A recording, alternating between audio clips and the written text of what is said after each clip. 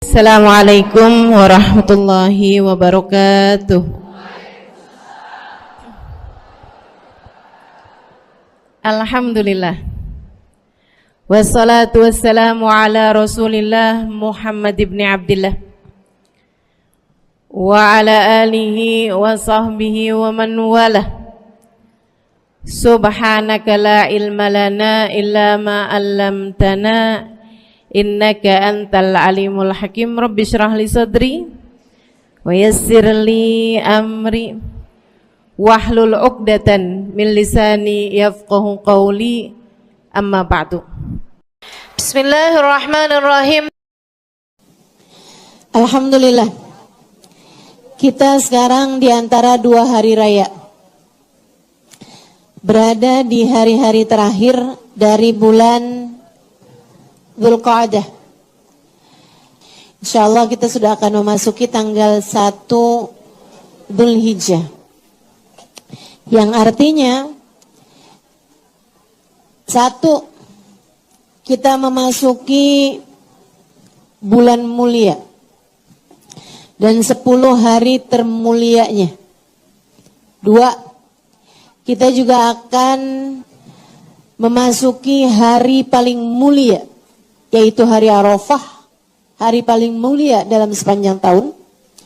Tiga, kita juga akan memasuki hari raya Idul Adha, yang merupakan satu dari dua hari raya yang kita disunnahkan untuk mengerjakan salat Id di dalamnya. Dan juga yang keempat, artinya adalah bahwa di bulan ini juga segenap umat Islam yang mampu mengerjakan ibadah haji pada tahun ini, ya, di bulannya. Juga yang kelimanya, ada kesunahan tertentu pada bulan depan ini, bulan yang akan segera kita jelang ini, yaitu kesunahan untuk berkurban, itu menyembelih hewan kurban. Saya akan sampaikan mengenai hal-hal ini.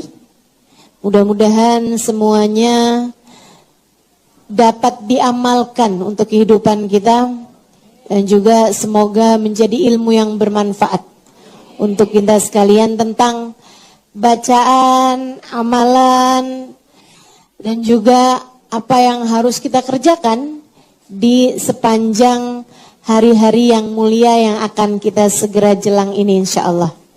Sebelum itu, kita akan awali dengan membaca suratul Fatihah. Kita minta pada Allah Subhanahu wa taala ilmunya tidak jadi sesuatu yang masuk telinga kanan keluar telinga kiri, tapi jadi ilmu yang didengarkan dengan kedua telinga, diresapi oleh pikiran, biar pikiran kita gampang nangkep ilmu. Kemudian Allah jadikan cahaya yang memandu hati kita, dengannya menerangi seluruh anggota tubuh kita, hingga kita menjadi hamba-hamba Allah yang istiqomah, menjadi hamba-hamba Allah yang disayang Allah, menjadi hamba-hamba Allah yang kata Allah dalam Al-Quran, fabashshir ibad alladzina yastami'una al-qawla fayattabi'una ahsanah. Berikanlah kabar gembira kepada hamba-hambaku. Allah ketika sebutkan hamba-hambaku, maksudnya hamba-hamba yang tercinta di sisi Allah. Siapa mereka ya Allah? Alladzina yastami'una al-qaul, yang suka dengerin kajian, yang suka dengerin ilmu. Fayattabi'una ahsanah, kemudian dia mengikuti yang terbaiknya, kemudian dia mengamalkan dengan sebaik-baiknya. Semoga kita menjadi salah satunya, insyaallah. Kita baca suratul Fatihah. Al-Fatihah bil futuh wal munu wal rusuh, salahil qalb wal jasad wal ruh, yunawwir qulubana wa qalibana mal huda, tukal afaf wal ghina wa ridha wal yaqin, niyatin naf'a wal intifa' wal mudzakarah wat tadhkir, ibtigha mardatih wa qurbih wa thawabih, wa husnil khatimah ma'al lutfil afiyah wa salahil akibah wa ila hadratin nabi. Al-Fatihah. Apa itu 10 hari pertama bulan Dzulhijjah? Jadi mulai tanggal 1 ya sampai dengan tanggal 10 Dzulhijjah.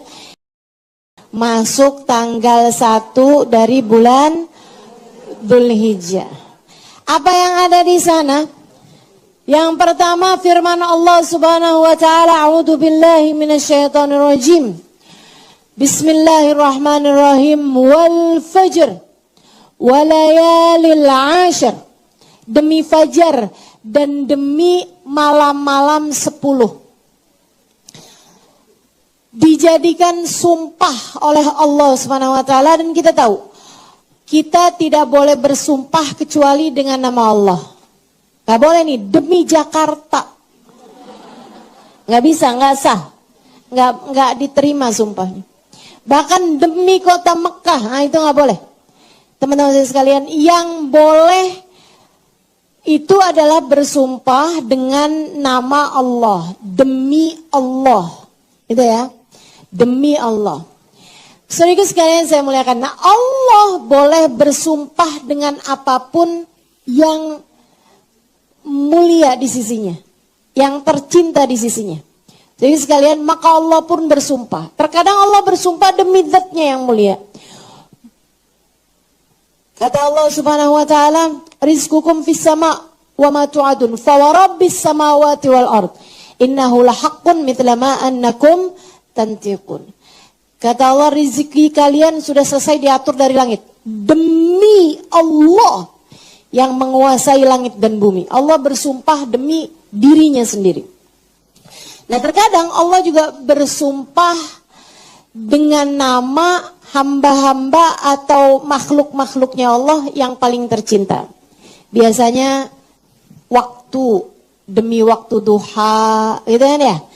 Nah, biasanya juga apapun aja yang paling mulia di sisinya. Kayak misalnya la uqsimu bihadzal balad, aku bersumpah dengan nama kota Mekah. Nah, Allah bersumpah. Artinya adalah bahwa kota Mekah kota paling tercinta di sisi Allah. Nah, ini Allah bersumpah wal fajr, demi waktu fajar, walayalil 'ashr, dan demi malam-malam 10. Apa artinya demi waktu fajar? Apakah setiap hari waktu fajar itu yang Allah sumpahkan? Para ulama berbeda-beda pendapat. Ada yang mengatakan iya, waktu fajar yang dimaksudkan adalah fajar setiap hari, karena itu adalah waktu yang paling mulia. Jangan sampai terbit fajar dan kamu dalam keadaan tidur. Ya, itu menghalangkan rahmat Allah, berkah Allah yang datang padamu. Bangunlah meskipun setengah jam sebelum subuh. Bangunlah meskipun 1/4 jam sebelum subuh. Jangan sampai dalam keadaan fajar kamu dalam keadaan masih tidur. Banyak juga para ulama yang berpendapat wal fajar, demi waktu fajar, ai fajar wiladatin Nabi sallallahu alaihi wasallam. Demi fajar lahirnya Nabi Muhammad sallallahu alaihi wasallam. Fajar 12 Rabiul Awal. Ya, tahun gajah, atau fajar hari Senin di bulan April tahun 571 Masehi. Fajar hari lahirnya Nabi Muhammad adalah fajar paling tercinta di sisi Allah Subhanahu wa taala, sebab itu adalah fajar kelahiran manusia paling agung. Nah, banyak sekali pendapat para ulama yang mengatakan, sebagaimana kalau teman-teman baca tuh, ada di As-Sawi, ada di, saya nggak ingat pasti apakah ada di Jalalain atau tidak, tapi di tafsir-tafsir Quran yang besar-besar terutamanya, itu disampaikan ai fajri yaumi Arafah, yaitu fajar pada hari Arafah. Arafah adalah tanggal 9 Dzulhijjah. Fajar terbaik sepanjang tahun. Jadi kalau bicara tentang waktu apa yang paling mulia sepanjang hari dan malam, waktu yang terbaiknya adalah waktu fajar. Ya, saat terbitnya fajar. Itu ya, saat datangnya waktu subuh. Nah, itu waktu paling terbaik, paling afdol sepanjang 24 jam. Kalau ditanyakan tentang fajar apa yang terbaik sepanjang tahun, maka itu adalah fajar hari Arafah. Nah, kalau ditanyakan tentang fajar apa yang terbaik seumur kehidupan langit dan bumi, maka fajar tersebut adalah fajar kelahiran Nabi besar Muhammad. Wal fajar, demi fajar, ay fajri yaumi Arafah, fajar hari Arafah, walayalil ashar, dan demi malam-malam yang 10. Kalau ini semuanya sudah sepakat, yang dimaksudkan dengan layalil ashar ay layali ashri Dzulhijjah, yaitu 10 hari pertama dari bulan Dzulhijjah. Para ulama menyampaikan ada 10 hari paling mulia, ini ada 3 nih sepanjang tahun. 10 hari terakhir dari bulan Ramadan, karena di sana terdapat Lailatul Qadar. 10 hari dari bulan Dzulhijjah, yang ini nih, tanggal 1 sampai dengan tanggal 10 dari bulan Dzulhijjah. Kemudian yang ketiganya adalah 10 hari pertengahan dari bulan Sya'ban, karena di sana terdapat nisfu Sya'ban. Tapi mana yang paling mulia? Para ulama bersepakat bahwasanya yang paling mulianya adalah Ashri Dzulhijjah, yaitu 10 hari pertama dari bulan Dzulhijjah. Yang mulai besok kita masuk nih. Kenapa begitu? Berdasarkan dari hadisnya Nabi Muhammad SAW. Nih ya, dengerin. Biar kalau ada orang ngomong yang enggak-enggak, sekurangnya, walaupun kamu enggak bisa jawabnya dan memang enggak perlu dijawab, setidaknya kamu tahu berdasarkan dalil-dalilnya. Itu. Karena nih nanti ini pasti ada aja orang-orang yang ngomong, ngapain tuh puasa, ngapain tuh zikir, ngapain tuh, apalagi tuh. Itu semuanya adalah bid'ah. Template banget dah tiap tahun. Tiap tahun. Ustazah nih gimana nih enaknya? Soalnya ada yang bilangin bid'ah. Nah itu dia tuh. Didengerin. Biar pada ngerti berdasarkan dengan dalil-dalilnya. Ustazah tapi saya gak bisa jawabin. Emang gak usah jawabin. Gak usah. Ilmu ini adalah ilmu untuk kamu amalkan, bukan ilmu untuk kamu perdebatkan.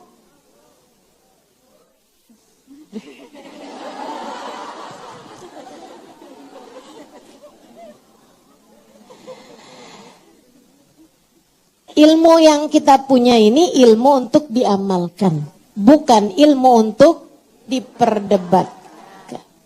Mereka kayaknya emang punya ilmunya buat perdebatan, makanya jadi repot nanyain dalil mulu.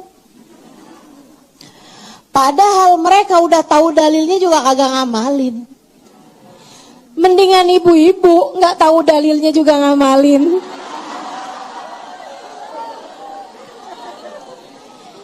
Sebab kita ini besok di akhirat bakal dihisab amal perbuatan kita, bukan dalil kita. Betul? Makanya dengerin. Katanya Nabi Muhammad sallallahu alaihi wasallam, "Ma min yawm al-a'mal fiha ahabbu ilallah min ashr Dzulhijjah." Katanya Nabi Muhammad sallallahu alaihi wasallam dalam hadis Rahu Tabrani, beliau menyampaikan tidak ada hari di mana amal-amalnya lebih Allah sukai daripada 10 malam-malam Dzulhijjah. 10 malam pertama atau hari-hari pertama dari bulan Dzulhijjah. Di malam 1, malam 2, malam 3, malam 4, malam 5, malam 6, malam 7, malam 8, malam 9, malam 10. Hari pertama, hari kedua, hari ketiga, hari keempat, kelima, sampai ke 10. Itu amal perbuatan kamu di dalamnya Allah paling suka. Jadi kalau Allah bicara tentang puasa, Allah paling senang lihat hamba-hambanya puasa pada 10 hari pertama bulan Dzulhijjah. 9 hari ya. Tanggal 10-nya kan hari raya, jangan puasa.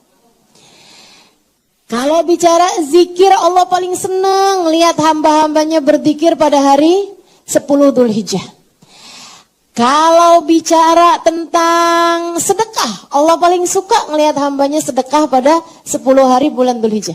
Kalau bicara malam-malam dihidupkan dengan ibadah, Allah paling suka ngelihat hamba-hambanya ibadah pada malam-malam tersebut, yaitu pada malam 10 di bulan Dzulhijjah. Bahkan Nabi Muhammad menyampaikan dalam hadis yang lain, sesungguhnya puasa di dalamnya ya'dil siyam sana, seperti puasa 1 tahun, 1 harinya. Kayak puasa 1 tahun. Waman qam, siapa yang qiyamul lail, menghidupkan malamnya pada 10 hari pertama dari bulan Dzulhijjah tersebut, ya'dil qiyam Lailatul Qadar, seperti beribadah pada Lailatul Qadar. Mulia banget. Benar-benar harus kita manfaatkan kesempatan ini, jangan sampai terlewati. Insya Allah ya, Ashr Dzulhijjah. Saudara sekalian saya muliakan, karenanya nih, kita mesti memperbaiki, bagus-bagusin 10 hari pertama dari bulan Dzulhijjah ini. Apa aja yang bisa kita kerjain? Dari tanggal 1 sampai dengan tanggal 10 banyak-banyakin zikir. Zikirannya apa Ustazah? Bebas. Paling bagusnya seperti yang disampaikan Nabi, afdhaludz dzikri fa'lam annahu la ilaha illallah. Afdal ma qultuhu ana wan nabiyyuna min qabli la ilaha illallah. Sebaik-baik zikir, ketahuilah dia adalah kalimat la ilaha illallah. Sebaik-baik yang aku ucapkan, kata Nabi Muhammad, dan sebaik-baik yang diucapkan oleh para nabi-nabi sebelumku adalah ucapan la ilaha illallah.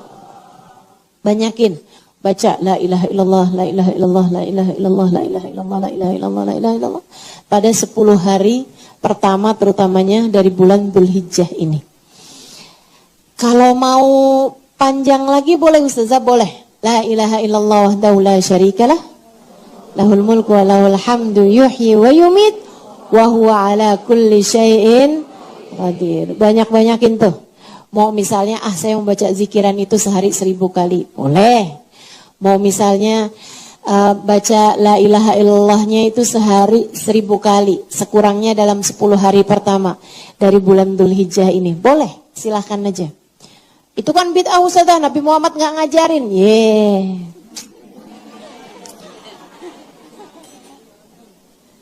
Ampun dah ampun. Terus maksudnya Nabi Muhammad bilang afdhaludz dzikri fa'lam annahu la ilaha illallah. Kemudian yang katanya Nabi Muhammad sallallahu alaihi wasallam, katanya Nabi Muhammad, jaddidu imanakum, aktsiru min qauli la ilaha. Perbaharuilah terus iman kalian, perbanyaklah membaca la ilaha illallah. Itu maksudnya apa? Kalau zikir la ilaha illallah juga masih kamu bid'ahkan. Ya kan Nabi cuma bilang perbanyak doang, gak nyebutin bilangannya. Maksudnya, teman-teman saya sekalian, kamu ya jadi orang yang rada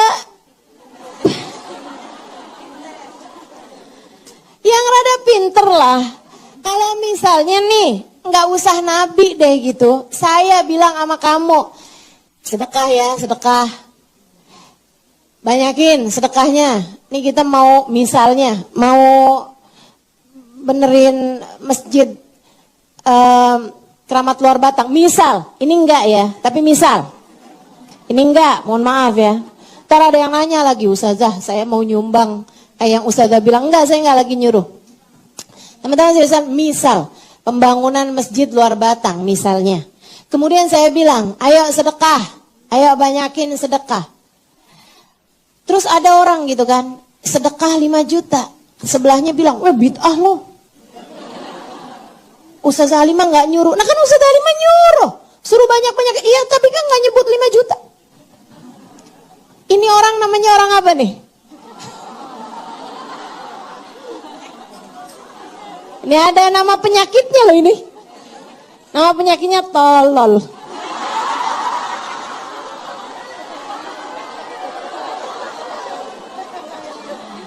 Kagak-kagak aja nih orang-orang.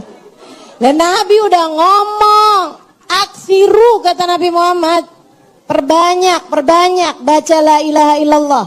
Ya udah banyakin. Ya kan Nabi nggak nyebut bilangannya. Ya namanya banyak.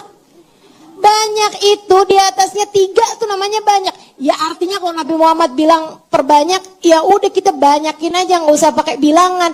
Nah kamu taunya dari mana? Kalau bacaan kamu hari ini sebanyak bacaan kamu kemarin, kalau kamu nggak pakai ngitung.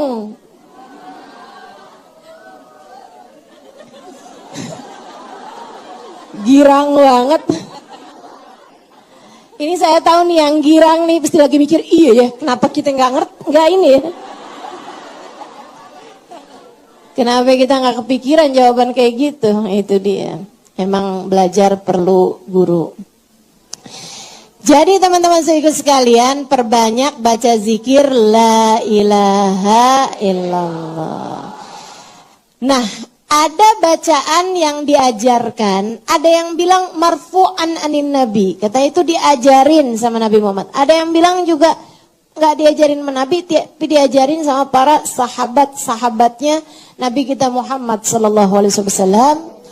Mereka susunkan bacaan la ilaha illallah adadil mudha'afah dengan bilangan-bilangan yang dilipat-lipat gandakan. Kalau dari berdasarkan hadisnya Nabi Muhammad, ya, ada hadisnya mengatakan bahwa siapa yang membaca itu pada 10 hari pertama di bulan Dzulhijjah sebanyak 10 kali masing-masingnya, ghafarallahu ma taqaddama min dzambihi, Allah akan ampuni seluruh dosa-dosanya. Nah, kita kan ini kan bikin dosanya rajin. Maka mesti rajin pula mencari pengampunan dosa. Salah satunya adalah dengan membaca dzikiran tersebut. Gimana bacaannya? La ilaha illallah dadal layali wad duhur, la ilaha illallah dadal ayami wasyuhur. Saya nggak akan bacanya sekarang karena ini belum masuk tanggal 1. Kan gitu. Ustazah bacaannya gitu dapat dari mana Ustazah? Nanti biasanya suka ada beredar-beredar tuh. Nanti juga saya akan taruhkan di Instagram saya, harap semua follow.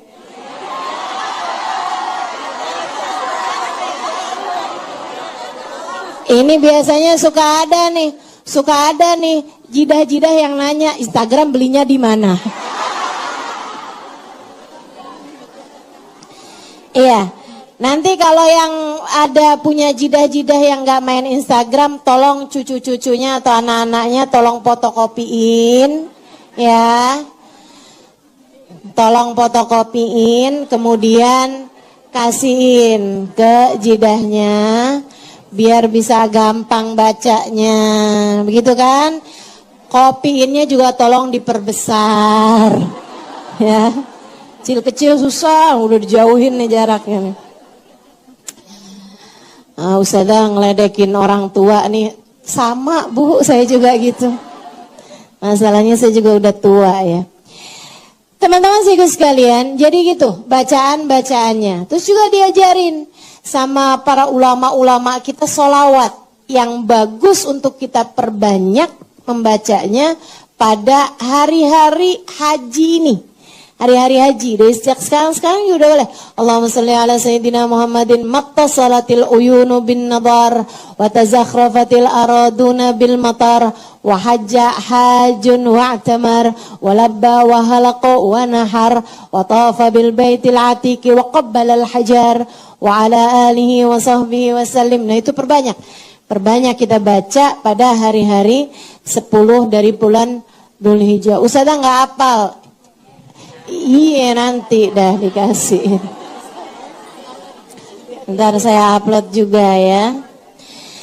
Saudaraku sekalian yang saya muliakan, bacaan-bacaan tersebut kita perbanyak membacanya sebagai zikiran-zikiran kita dari sejak tanggal 1 sampai dengan tanggal 10 dari bulan Dzulhijjah. Kita bilang insya, mudah-mudahan Allah mudahkan kita untuk dapat mengamalkannya, insya Allah.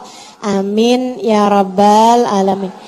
Kemudian ada lagi puasa, ya, puasanya sunnah dari tanggal 1 sampai tanggal 9. Emang itu puasanya seperti yang tadi saya sampaikan, satu harinya ya'adil siyam sana, seperti puasa 1 tahun. Kalau kamu nggak mampu untuk puasa 9 hari, atau para istri yang punya suami yang ada di rumah gitu ya. Kalau Ustazah suami saya jadi TKL, ya udah nggak usah, itu sama aja kayak kamu nggak punya suami. Maksudnya para istri itu kalau buat puasa sunnah tidak diperkenankan tanpa izin suaminya. Nah, kalau memang suaminya itu masih aktif gitu ya. Ini hukum fikih saya harus sampaikan karena ini ilmu ya, memang ilmu tuh harus disampaikan. Teman-teman saya sekalian, kita itu nggak boleh loh puasa sunnah dengan mengurangi hak yang wajib untuk kita laksanakan, yaitu haknya suami. Nggak boleh. Istri itu nggak boleh sering-sering puasa sunnah kalau suaminya masih aktif. Seperti yang tadi saya sampaikan. Suami saya Ustazah masih aktif tapi dia juga rajin puasa. Ya udah, alhamdulillah. Tinggal janjian aja sahur bareng kan enak. Tapi kalau misalnya nggak masalah sih, ya silahkan aja gitu. Tapi kalau tidak, nah kita dilarang untuk melaksanakan sesuatu yang sifatnya sunnah antara kita sama Allah dengan menyia-nyiakan atau mengurangi hak dari orang-orang yang ada di sekitar kita. Ustazah saya punya suami sih nggak masalah Ustazah, tapi saya nih Ustazah kalau di puasa lemes banget, cucian piring numpuk, cucian baju nggak saya cuci gitu kan. Anak-anak nggak ada yang saya masakin, semuanya pada kekeringan. Nah kalau kayak gitu juga nggak baik juga gitu. Kita tidak boleh melaksanakan suatu hal yang hukumnya sunnah, tapi dengan mengurangi hak dan kewajiban kita sebagai seorang hambanya Allah Subhanahu Wa Taala yang wajib kita laksanakan, begitu ya. Baik, jadi nih kalau yang nggak memungkinkan untuk puasa 9 hari, sekurangnya berpuasalah 3 hari. Kalau berpuasa 3 hari, nih yang 1 harinya kamu bebas, tapi yang 2-3-nya, ini adalah kamu ambil tanggal 8 dan tanggal 9. Kalau tidak memungkinkan juga 3 hari dari 9 hari, kamu ambil 2 hari. Yaitu tanggal 8 namanya hari Tarwiyah, tanggal 9 namanya hari Arafah. Andai kamu nggak bisa juga puasa 2 hari, sekurangnya jangan tinggalkan puasa 1 hari. Dan dengarkan saya, 1 hari tersebut adalah hari Arafah. Hari Arafah adalah 1 hari sebelum hari Idul Adha. Jatuhnya kalau hari lebarannya hari Jumat, ya berarti jatuhnya adalah hari Kamis. Ustazah ada perbedaan nih hari Arafahnya nih. Hari Arafah kita nih Ustazah orang-orangnya udah pada lebaranan di hari yang ada di Mekah. Misalnya ada yang nanya kayak begitu kan suka kejadian tuh. Insya Allah sih tahun ini nggak terjadi. Tapi kalau itu terjadi, maka tinggal terserah kamunya adanya di mana. Kalau misalnya kamu pada hari Arafah tersebut itu atau tanggal 9-nya itu kamu adanya di Mekah, ya ikut sama yang ada di Mekah. Tapi kalau kamu adanya di Jakarta, maka kamu ikuti tanggal yang di Jakarta. Gitu ya. Kita ikuti sesuai dengan matlak, sesuai dengan hilal masing-masing di setiap daerah, begitu ya. Nah, kita ikutin nih. Berarti tanggal 9-nya atau hari Arafahnya jatuhnya hari Kamis yang memang disunnahkan untuk berpuasa juga. Jadi double-double tuh pahalanya. Insya Karena katanya Nabi Muhammad sallallahu alaihi wasallam, "Inni ahtasib an yakun shaum yaum Arafah yukaffir dzunub as-sanatin. As-sanatil atiyah, as-sanatil madiyah, as-sanatil madiyah, as-sanatil atiyah." Kata Nabi Muhammad sallallahu alaihi wasallam, aku berharap puasa hari Arafah menghapuskan dosa 2 tahun. Tahun yang sekarang sama tahun yang akan datang. Teman-teman saya sekalian, Sayyidina Ibnu Abbas menyampaikan, enggak ada amalan dijanjikan terhapuskannya dosa untuk tahun yang akan datang selain puasa hari Arafah. Merupakan isyarah bahwasanya orang yang puasa hari Arafah insya Allah akan terjaga dari dosa-dosa di tahun ke depan. Dan mudah-mudahan juga merupakan kabar gembira bagi orang yang berpuasa hari Arafah bahwa umurnya masih akan panjang sampai tahun depan. Karena dijanjikan akan terhapuskan dosa untuk tahun ke depan. Ustazah, apa artinya kalau diampunin dosa tahun depan, ya berarti kita bebas ngerjain dosa, Ustazah? Oh, udah dapat ampunan ini. Itu kan ibarat orang udah dapat saldo nih, saldonya udah keisi nih, sayang-sayang kalau nggak dipakai, apa gitu gimana nih? Nggak gitu. Artinya adalah bahwa orang yang berpuasa hari Arafah dan puasanya diterima, insya Allah akan lebih mudah terjaga di setahun ke depannya. Ustazah, tapi ya Ustazah, tahun lalu tuh saya puasa juga, tapi saya masih ngerjain dosa juga Ustazah tahun sekarang. Tahun sesudahnya nih, dari yang kita puasa hari Arafah, tetap juga mau ngerjain dosa Ustazah. Artinya apa Ustazah? Bisa 2. Bisa salah satu dari 2 hal. 1, bisa jadi adalah kamu lebih terjaga daripada tahun sebelumnya. Maksudnya andai kamu nggak puasa hari Arafah, dosa kamu bakalan lebih banyak lagi tuh. Artinya buat tahun ini tuh kamu lebih terjaga sekurangnya dibandingkan andai kamu nggak puasa hari Arafah. Itu bisa begitu. Bisa juga artinya adalah bahwa puasa hari Arafah kamu tidak diterima Allah. Karena puasa itu kamin siam. Laisa lahu min kamin saim, laisa lahu min siyamihi illal ju' wal atash. Berapa banyak orang puasa nggak dapat pahala apa-apa dari puasanya selain lapar dan haus belaka. Insya Allah nih kita mau puasa yang benar insya Allah. Puasa yang bukan hanya memuasakan diri dari lapar haus, melainkan juga berpuasa dari seluruh anggota tubuh kita dari segala perbuatan-perbuatan dosa. Amin ya rabbal alamin. Jadi puasanya boleh 9 hari atau paling enggak 3 hari, atau kalau enggak 2 hari, minimalnya banget 1 hari. Ustazah, kalau misalnya nih puasa nih pengen tapi nggak diizinin sama suami, gimana Ustazah? Jangan puasa kecuali hari Arafah. Kecuali hari Arafah. Para ulama menyampaikan, dan ini bisa dilihat di Anatut Talibin ala Syarhi Fathil Mu'in di bab tentang puasa, tentang puasa sunnah. Para ulama mengatakan bahwasanya seorang perempuan dilarang puasa sunnah tanpa izin suaminya kecuali 2 hari aja. 1 hari Arafah, 1 hari Asyura.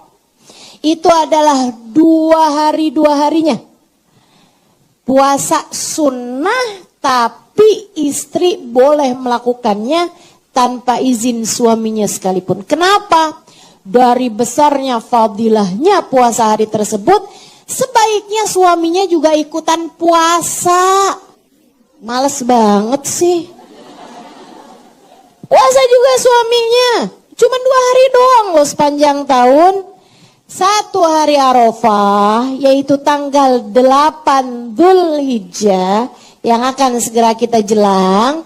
Satunya lagi adalah puasa hari Asyura, tanggal 10 Muharram, yaitu 1 bulan yang akan datang. Mudah-mudahan Allah mudahkan kita dan seluruh keluarga kita untuk dapat berpuasa pada tanggal-tanggal tersebut, insya Allah. Amin. Ustazah, ada lagi yang nanya nih. Nah, kan saya punya murid cerewet-cerewet. Kalau misalnya nih Ustazah, saya nih masih punya utang puasa Ramadan. Emang pada nanya gitu kan? Gimana tuh Ustazah? Ya udah, kamu jatuhkan puasa bayar hutang Ramadanmu tersebut pada hari-hari yang mulia ini. Niatnya gimana? Ya niatin dua-duanya. Nawaitu shauma ghadin an qada'i fardhi syahri Ramadan wa an shaum yaum Arafah. Misalnya begitu kan? Ya Allah, saya niat puasa besok pagi nih ya Allah. Saya niat buat bayarin utang puasa Ramadan saya, sama saya juga ngerjain puasa sunnah hari Arafah. Gitu. Niatin dua-duanya. Gitu kan? Ustazah diterima apa enggak? Ya enggak tahu. Ya insya Allah gitu kan. Emang masih punya hutang puasa sunnah. Itu kita tidak diperbolehkan mengerjakan puasa sunnah kalau utangnya belum lunas.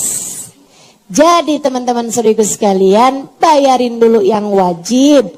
Nah, kalau yang wajibnya ada yang belum kebayar, ya udah jatuhkan tuh puasa pada hari-hari yang disunahkan buat puasa. Katanya Imam Nawawi, dua-duanya insya Allah dapat pahalanya.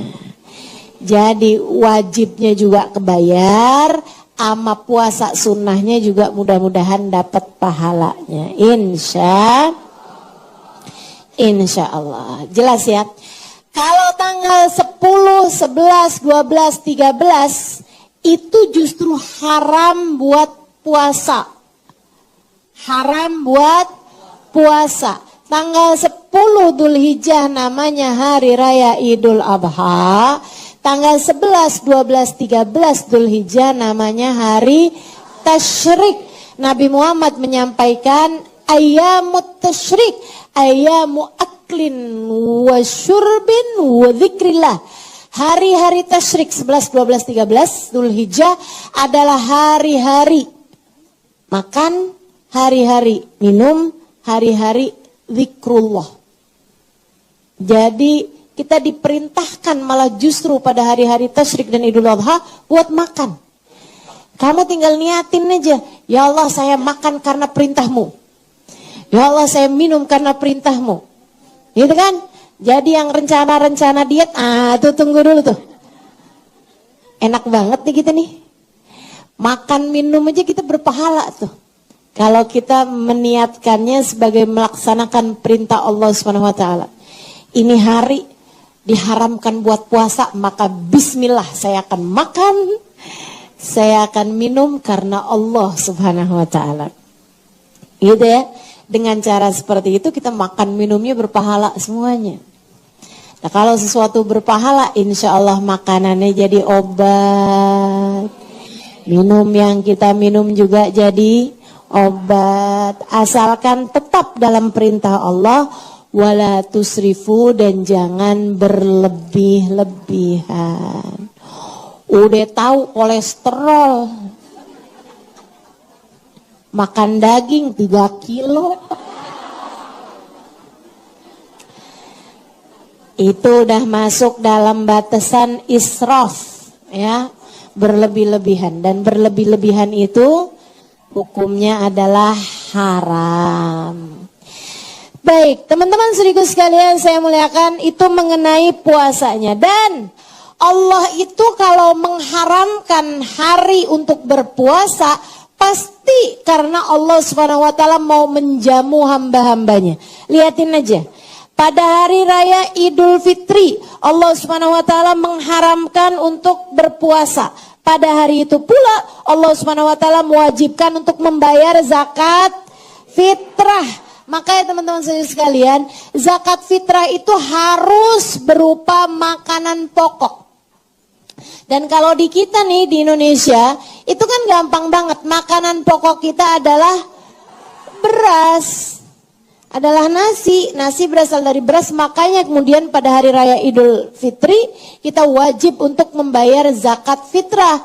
Dan karena hari itu adalah hari yang dilarang untuk berpuasa, zakat fitrahnya tidak boleh dikeluarkan atau tidak boleh ditunda sampai selepas orang mengerjakan sholat Idul Fitri. Nggak boleh ditunda-tunda. Kenapa? Allah mau memastikan semua hamba-hambanya pada bisa makan pada hari raya Idul Fitri. Allah tuh maha bertanggung jawab. Ya Allah, Engkau haramkan kami untuk berpuasa, tapi kami nggak bisa makan apa-apa ya Allah, karena kami nggak punya makanan kami. Oh, nggak ada ceritanya. Kamu haram berpuasa, maka umat Islam wajib bayar zakat fitrah pada hari tersebut. Makanya jangan bayar zakat fitrah tuh dari Ramadan itu nggak baik, teman-teman. Kerjain aja malam hari raya Idul Fitri, itu keluarkan zakat fitrah, sebab tujuannya adalah Allah mau memastikan semua hamba-hambanya pada bisa makan pada hari raya Idul Fitri. Demikian pula dengan hari raya Idul Adha. Allah Subhanahu wa taala haramkan buat puasa. Allah mau menjamu hambanya. Pakai apa? Pakai daging kurban. Karenanya sunnah buat kamu makan daging pada hari raya Idul Adha. Makan daging kurban pada hari raya Idul Adha. Yang kamu kurban, kamu sunnah buat makan. Yang kamu nggak kurban sekalipun, kamu sunnah buat makan daging kurban pemberian tetangga. Kalau ada yang ngasih ustazah. Pada hari raya Idul Adha itu sebaiknya semuanya pada makan daging kurban. Kamu dapat, kamu makan. Teman-teman sekalian, jangan kemudian entaran aja dah makannya. Hari ini Idul Adha kita makan tempe aja. Tar makan daging kurbannya bulan depan. Nggak usah. Itu hari-hari Allah mau menjamu kita. Dan tentu saja seindah-indah jamuan adalah jamuan Allah. Nggak ada yang lebih indah daripada jamuan Allah. Maka makan sate, makan gulai, apa aja tuh, ya opor ya kan, yang dimasak-masak daging guling apa segala macam, itu silahkan dimakan pada hari raya Idul Adha. Sunnah untuk berkurban pada 4 hari tersebut. Kalau kamu bisa, bagus-bagusnya kurban ya hari raya Lebaran, tanggal 10 itu. Kamu nggak bisa kurban hari tersebut, besoknya masih bisa. Besoknya masih bisa, besoknya masih bisa, sampai asar hari ketiga dari hari tasyrik. 11, 12, 13. Nah hari ke-13 berarti kalau hari Jumat, Sabtu, Minggu, Senin ya. Hari Senin asar itu adalah paling terakhir buat kurban. Tapi sebaiknya jangan diakhirkan sampai segitu karena kamu keluar dari fungsi kurban yang sesungguhnya. Nah kalau kamu baru bagi-baginya itu kambingnya atau dagingnya jelang-jelang maghrib, itu kan artinya dimakannya nggak bisa pada hari-hari tasyrik. Padahal tujuannya kan bukan itu. Karena itu saya pernah mengkritisi adanya billboard yang bilang bahwa kurban kamu dibagi sepanjang tahun. Bukan itu tujuan kurban. Ada gitu, salurkan kurbanmu kemari, kami akan bagikan kurbanmu sepanjang tahun. Dengan dijadikan di kaleng-kaleng gitu ya, daging kaleng gitu kan, yang akan dibagi-bagikan untuk korban bencana alam dan seterusnya sepanjang tahun gitu. Itu keluar dari fungsi kurban yang sebenarnya. Karena fungsi kurban yang sebenarnya adalah Allah mau menjamu hambanya pada hari-hari di mana hari-hari tersebut diharamkan untuk berpuasa. Jadi bagikan kurbanmu sesegera mungkin sesudah kamu mengorbankan atau memotong kambing kamu tersebut atau sapi kamu tersebut. Kurban itu apa? Unta. Kurban paling bagus apa Ustazah? Unta. Unta, kurban paling bagus. Tapi Ustazah kan di sini untanya adanya di kebun binatang. Ih, jangan ngambil di kebun binatang. Ditangkap kamu ntar. Jadi unta ya, buat 7 kalau memang di daerah yang biasa mengkonsumsi unta. Nah kalau di negeri kita, di daerah yang tidak mengkonsumsi unta, maka kurban paling bagus adalah sapi. Kecuali kalau kamu berada di daerah di mana orang-orangnya lebih suka menerima daging kambing daripada daging sapi, maka kambing lebih bagus bagimu. Jadi memang karena fungsinya kurban adalah Allah mau menjamu hamba-hambanya. Kalau ditanya tentang mana yang lebih bagus, maka yang lebih bagus adalah daging yang biasa dikonsumsi sama warga daerah tersebut. Gitu ya. Nah, karenanya kemudian sapi. Sapi itu teman-teman, halo? Bisa buat 7. Ya, bisa buat 7. Jadi kalau misalnya ada arisan nih, atau ada urunan. Nih saya RT nih, kata Pak RT. Kata Pak RT nih saya mau beli sapi nih, bisa buat 7. Nih saya, terus Pak Budi, Pak Bambang, Pak Bu Erna, Bu Hati gitu ya. Ini masih kurang nih 2 orang lagi, siapa yang mau? Katanya si Pak RT. Nah itu kamu ikutan boleh tuh. Yang penting 7. Kalau sapi adalah untuk 7. Kemudian pertanyaannya kayak gini nih, kemarin banget ada yang nanya, Ustazah, kalau misalnya nih Ustazah, kita kan urunan nih, sapi 7 sama Pak RT. Ustazah, apakah artinya entar di atas sirat saya rombongan sama Pak RT naikin 1 sapi pula Ustazah?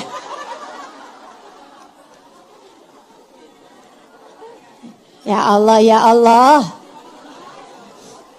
Makanya ngaji. Teman-teman saya sekalian, nggak begitu ya, nggak begitu. Jadi yang namanya pahalanya itu adalah untuk memudahkanmu melewati jembatan sirat, menjadikan dosa-dosamu terampuni. Bukan berarti artinya kamu bakalan rombong-rombongan tuh naikin jembatan sirat di atas 1 sapi pula. Kalau kambing untuk 1, Ustazah, 1 itu maksudnya 1 orang apa 1 keluarga? Saya kasih tahu. Kurban itu hukumnya sunnah alal kifayah. Sunnah alal kifayah artinya adalah bahwa jika ada bapak nih punya istri nggak kerja dan nggak punya duit inian sendiri juga gitu istrinya ya, nggak punya duit sendiri gitu, yang artinya duitnya istri ini adalah dari suaminya gitu kan. Dan nggak punya juga tabungan yang mencukupi untuk kurban gitu ya. Dan kemudian anak-anak juga masih kecil-kecil. Bapak itu hanya sunnah kurban 1 ekor kambing. nggak usah kemudian nih misalnya tahun ini kurbannya atas nama adik ya, nanti tahun depan atas nama istri, tahun depannya nggak usah. Bapak itu ngeluarin satu kurban itu mencukupi untuk semua keluarganya, kecuali jika di keluarga tersebut ada juga yang punya uang selain si bapak, misalnya istrinya dapat warisan, ya kan bisa aja. Ya kan? Atau istrinya punya kerja sendiri, punya duit sendiri. Istri nggak wajib izin suami untuk mengeluarkan kurbannya. Dan suami juga nggak gini, oh jadi kamu udah ngeluarin kurban, saya berarti nggak usah ngeluarin kurban ya. Lah dia wajib tetap. Kalau kurbannya suami mencukupi dari kurbannya istri. Tapi kalau kurbannya istri tidak mencukupi dari kurbannya suami. Jelas? Jelas ya. Anak-anak juga gitu, nggak usah yang belum balik segala kamu korbanin, nggak usah. Karena kurban itu fungsinya adalah untuk menjadikan dosa-dosa Allah ampuni. Sarana pengampunan dosa. Anak kecil mah belum punya dosa, nggak usah khawatir kamu. Tapi kan ustazah biar dia terbebas dari sifat-sifat kebinatangan, itu akekah. Itu akekah, lain lagi ya, akekah. Nah, buat para orang tua yang anaknya belum diakekah, Bu, duluin akekah daripada kurban. Duluin akekah daripada kurban. Ini saya ceritain. Ada dokter Aisyah Dahlan, ini saya sampaikan harus dengan ininya ya, harus dengan namanya saya sebutkan karena ini memang bukan dari saya. Dokter Aisyah Dahlan cerita, dia bilang kalau ada anak bandel, orang tuanya kan pada ini nih, pada curhat sama beliau kan. Biasanya saya akan minta dia untuk mengubah cara didik misalnya gitu kan. Anaknya diginiin, anaknya digituin apa segala macam. Tapi kalau misalnya bandel lagi juga atau bandelnya udah kelewatan gitu, biasanya saya akan tanya, katanya beliau, kepada orang tuanya, nih anak udah diakekah apa belum? Apa kaitannya? Karena teman-teman sekalian, anak yang belum diakekah, belum terbebas dari sifat-sifat kebinatangan anak tersebut. Nih kita nih manusia nih, punya sifat-sifat kebinatangan, dan juga punya sifat-sifat kemalaikatan. Maksudnya punya sifat-sifat rendah, kayak misalnya rakus, ya kan? Halo? Udah kenyang masih tetap pengen makan juga, iya kan? Ada yang galak kayak macan, ada yang rakus kayak tikus. Ada yang nggak punya malu kayak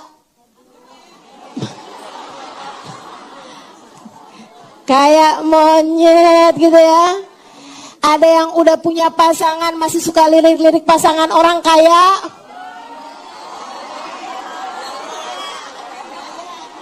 buaya. Itu kabarnya malah setia loh.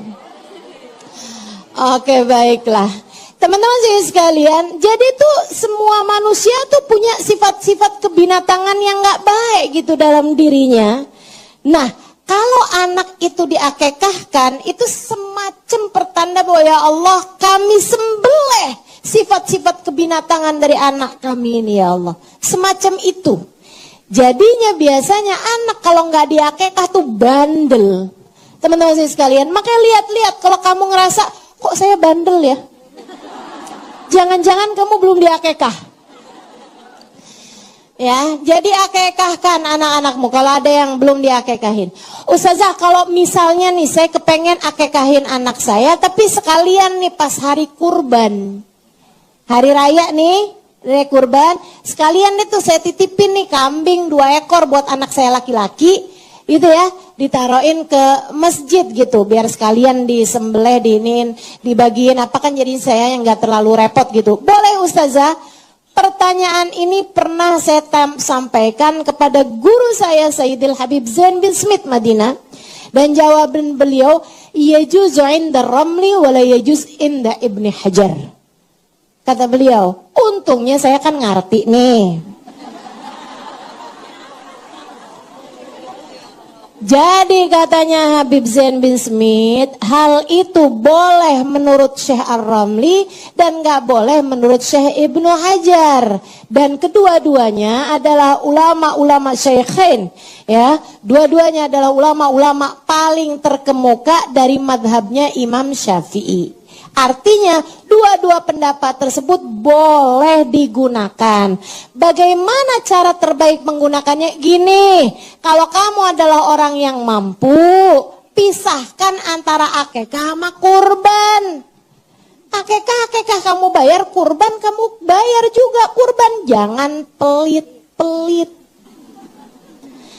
Kecuali kalau kamu berada dalam finansial yang kurang baik, dalam artian nih saya nih buat akekah memang benar-benar susah, mesti nabung dulu, mesti ini dulu. Nah kalau kayak begitu ya bolehlah kamu ambil pendapatnya Syekh Ar-Ramli dengan kamu berkurban sekaligus niat akekah, atau dengan kamu akekah kamu jatuhkan pada hari-hari kurban, insya Allah pahala kurbannya juga kamu dapatkan. Begitu jelas? Yang mau berkurban, Ustazah, misalnya nih, saya nih sebenarnya cuma satu orang Ustazah, tapi saya mau kurban sapi. Padahal kan bisa buat 7, tapi sebenarnya buat saya sendirian aja Ustazah. Alhamdulillah kami punya rezekinya. Misal, boleh apa enggak kayak gitu? Boleh. Tapi saran saya, masukkan nama-nama ayahmu, ibumu yang sudah meninggal dunia, saudaramu, atau bahkan orang-orang di rumahmu yang gak mampu kurban, masukkan nama-nama mereka. Biar seneng, ya kan? Ada pembantu rumah tangga gak pernah bisa kurban, boro-boro kurban, misalnya gitu. Ada misalnya tukang kebun misalnya, atau supir misalnya, atau masukin nama-namanya, kasih tahu mereka, tahun ini saya kurban sapi, nama kamu saya masukin ya, jadi tahun ini kamu kurban. Seneng tuh, bisa dapat banyak pahala tuh, gitu kan? Nah dengan cara seperti itu jadi tidak melewatkan kesempatan untuk memberikan kurban, meniatkannya untuk orang-orang yang tidak mampu kurban. Jelas? Bagi yang berniat kurban pada hari raya Idul Adha nanti, dari sejak tanggal 1 besok malam, jangan potong kuku, jangan potong rambut, jangan angkat darah. Angkat darah itu bisa donor darah, bisa tes darah, gitu ya. Nah, lab darah itu sebaiknya jangan kamu kerjakan dari sejak tanggal 1 sampai hewan korbanmu dipotong. Bukan artinya nggak boleh, bukan berarti nggak boleh. Bukan, akan tetapi ini adalah agar ketika kukumu dipotong, kemudian rambutmu dipotong, atau ketika kamu mengangkat darah, anggota tubuh tersebut sudah dalam keadaan mendapatkan ampunan dari Allah Subhanahu wa taala. Sayang-sayang aja, sayang-sayang ya. Nah, kalau sekarang sih nggak masalah. Pokoknya udah masuk tanggal 1 itu jangan potong rambut, jangan potong kuku seperti yang tadi saya sampaikan. Begitu ya. Bukan artinya, waduh saya ini sebenarnya pengen kurban, tapi kemarin saya udah potong rambut, berarti saya nggak boleh kurban. Nggak gitu. Nggak gitu artinya. Tapi bagi yang berniat untuk berkurban, jangan potong rambut, jangan potong kuku, dan jangan angkat darah, agar ketika hewan kurbanmu dipotong, nah itu kamu punya anggota tubuh mendapatkan ampunan secara utuh. Begitu. Insya Allah. Teman-teman sekalian saya muliakan, kurban sunnahnya dibagi mentah, akekah sunnahnya dibagi matang. Kurban dan akekah sama-sama boleh dibagikan bahkan kepada non-muslim sekalipun. Ya, bagi yang berkurban sunnah untuk ikut makan dari hewan kurbannya tersebut, kecuali jika ia menjadikan kurbannya dinadharin. Kalau kurbannya nadar, nggak boleh makan sama sekali dari hewan kurbannya tersebut. Tapi kalau kurbannya kurban sunnah aja, bukan kurban nazar. Tahu maksudnya kurban nazar?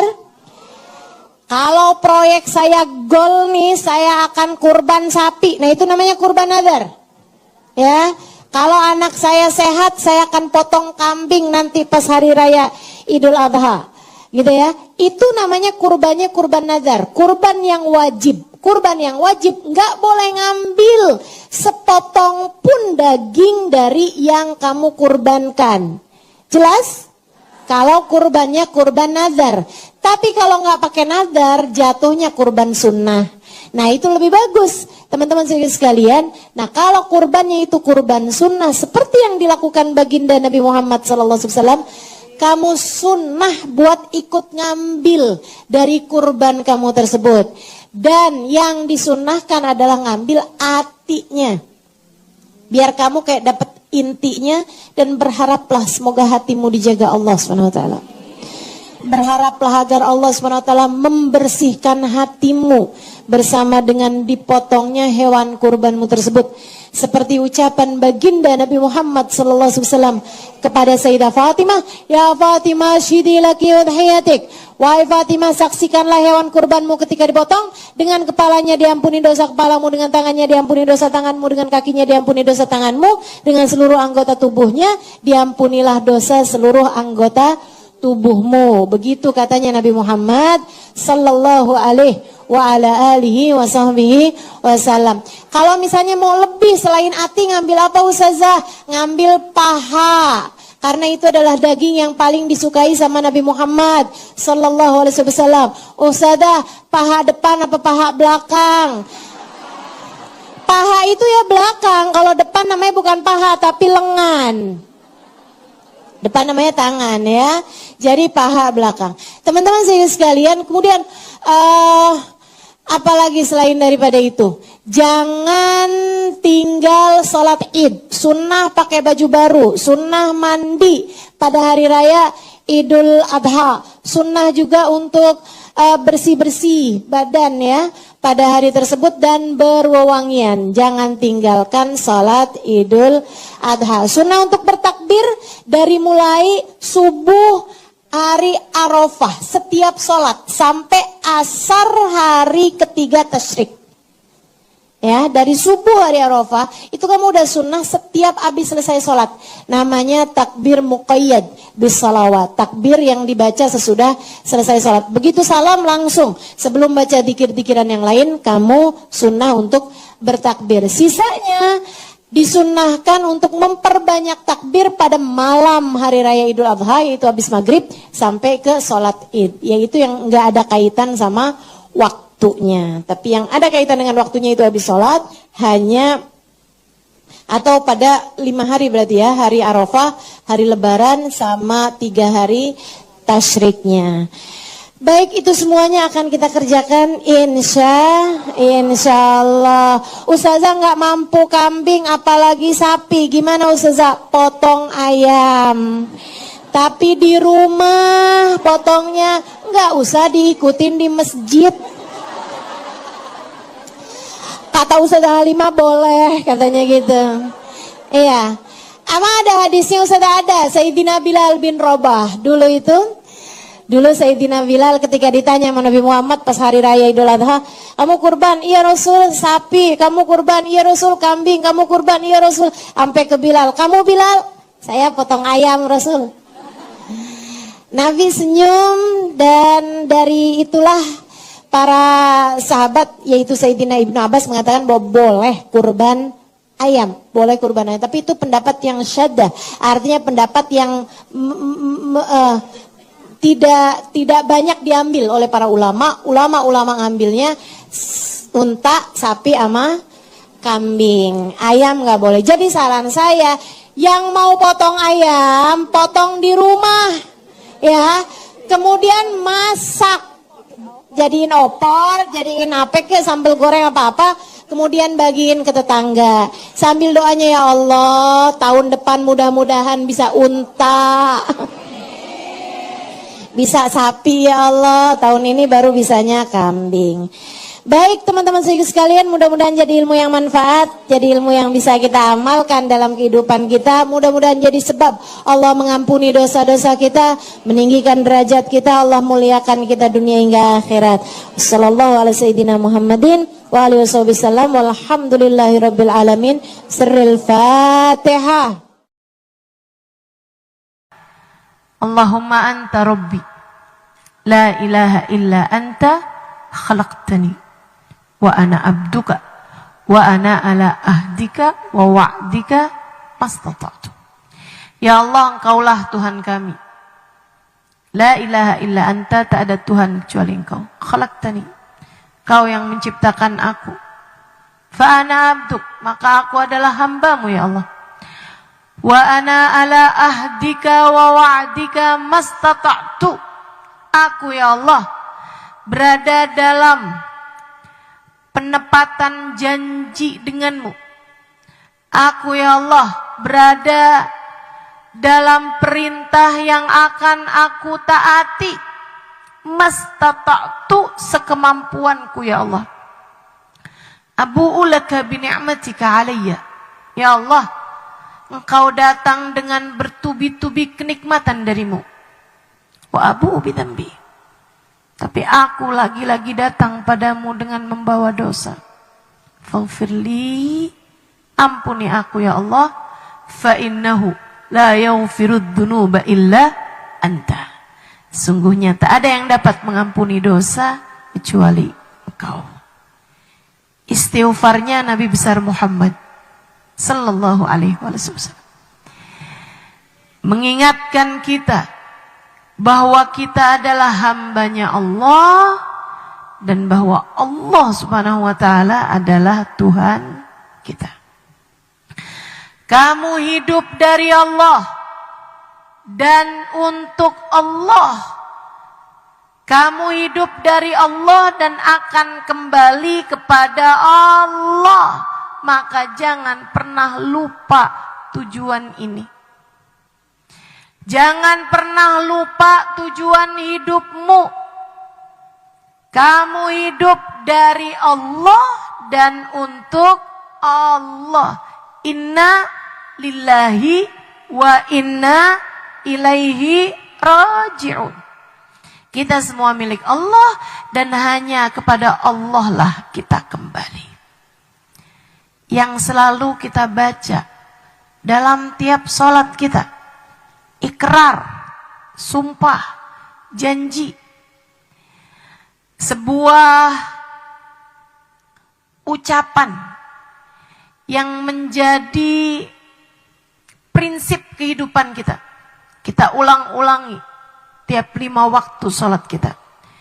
Inna sholati wa nusuki wa mahyaya wa mamati lillahi rabbil alamin. Sesungguhnya sholatku ini, bukan hanya sholat ini aja sih, wa nusuki, seluruh ibadahku. Bahkan bukan cuman yang ibadah aja, mahyaya, hidupku semuanya. Aku makan, aku bangun, aku keluar rumah, aku pulang lagi ke rumah, aku nikah, aku punya anak, aku mengurusi suamiku, aku mengurusi anak-anakku, membesarkan mereka. Aku belajar, aku menghafal, aku beli barang, aku pakai baju, aku semuanya nih. Mahyaya kehidupan saya. Wa mamati, bahkan mati aku pun. Semua ini dari sholat saya, seluruh ibadah saya, hidup mati saya, lillahi rabbil alamin, hanya untuk Engkau ya Allah, Tuhan semesta alam. Dek, kamu hidup buat Allah. Kamu jangan berpikir bahwa saya belajar di pondok pesantren untuk membahagiakan orang tua saya, menggembirakan, meninggikan derajat orang tua saya. Bukan urusanmu. Yang bisa bikin orang bahagia itu adalah Allah. Yang bisa bikin orang mulia adalah Allah. kamu belajar di pondok pesantren, belajarnya cukup satu aja niatnya, karena Allah. Karena Allah. Ibu-ibu, kamu mondokin anakmu di pondok pesantren. Kamu hari-hari masak, nyuci, bersih-bersih. Bahkan ada yang keluar rumah, kerja, buka toko. Bahkan ada yang keluar rumah, bertani.